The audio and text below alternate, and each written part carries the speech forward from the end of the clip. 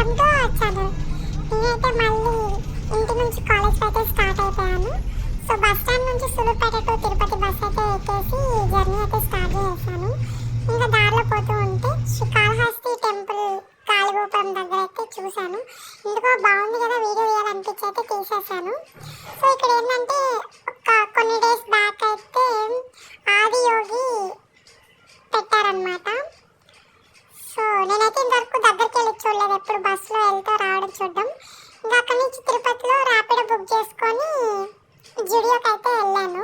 లోపలికి వెళ్ళి నాకు ఏమేమి థింగ్స్ కావాలో అవైతే తీసేసుకున్నా.